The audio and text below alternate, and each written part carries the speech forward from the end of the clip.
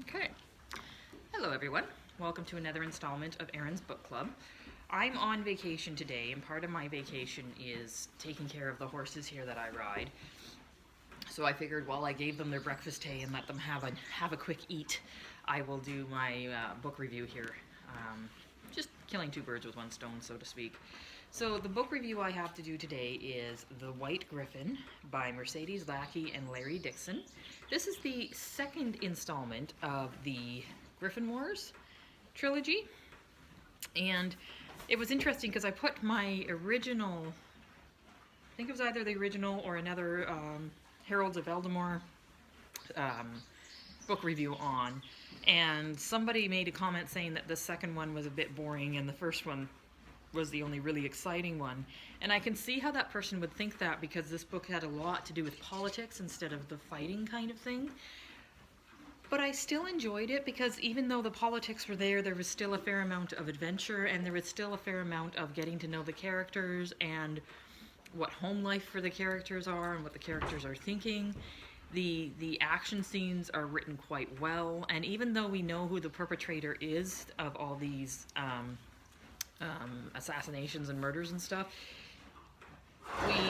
I was still engaged. I was still trying to figure out when they would figure it out, and it was still an entertaining read. However, I can understand how somebody would say it was boring because it was very political. But let me read the back of it here, because there is one critique that I'd like to mention about it, but I'll read the back of this first. So, Exile's Stronghold. It has been 10 years since the magical cataclysm which destroyed the stronghold of the world's most powerful mage, killing Euthro, creator of the Gryphons, and sending his forces into exile. It has taken Euthro's people 1 year of terrible travel, crossing dangerous lands to find a sheltered haven, and 9 hard years of building their city called White Gryphon is now a secured stronghold. Secure at least until the fleet of mysterious Black Kings appears in their harbor, bringing envoys who inform the residents of White Gryphon that their newfound sanctuary lies on the land claimed by this powerful kingdom. Desperate not to lose their hard-won homes, Shandrekan Rashke, the Black Gryphon, along with his lifetime friend Amberdrake, agreed to accompany the envoys back to the court of Black Kings, hoping to negotiate an alliance. But once settled into the strange court, Shandrekan and Amberdrake quickly become aware that its negotiations will not be an easy one. And when a high-ranking noble who opposes the alliance is found murdered, seemingly torn apart by the Gryphon's talons, Shandrekan and Amberdrake realize that they are up against unknown enemies who will stop at nothing, even the use of diabolical blood magic to destroy White Gryphon. So yeah, the back doesn't even sound very entertaining at all. It just sounds like political intrigue. But once you get into it, it actually is quite well done. And the concept of these old war horses that were put out to retirement and how they're not enjoying their retirement time and being brought back into the war, I really enjoyed it. I thought the ending was great.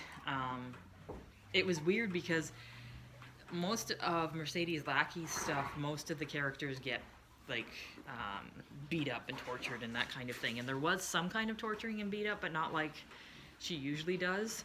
So I'm wondering if Larry King kind of pulled a rein in on that. But there was one thing about this book that I really didn't enjoy, because near the end of the book, when Amberdrake is trying to catch the rest of the accomplices of the murder and that kind of thing, they really wrote him as a coward, and how he's trying to hunt these folks down, and how he doesn't have any skill, and he doesn't even have a good bluff, and he's just trembling and can barely hold his weapon and just petrified. And I don't believe that with the character, and I don't believe that that's the way he would behave with the character, because this character just went through a mage war where he had to go through multiple magic gates to survive and had to fight through years to build a stronghold in a strange land. I can't, and being an ambassador of the whole thing, I can't see him being the coward that he's dictated to be, and I thought it was a real disservice to him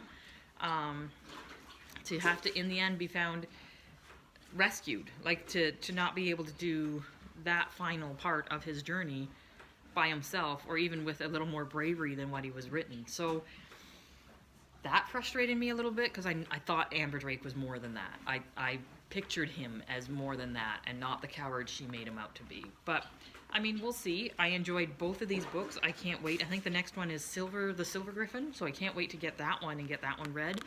And then I found there was other books by her that explained other things, like excuse me, like the bonded birds and that kind of thing. So I'm excited to continue on, and I will let you know when I have another book read. Thanks, guys.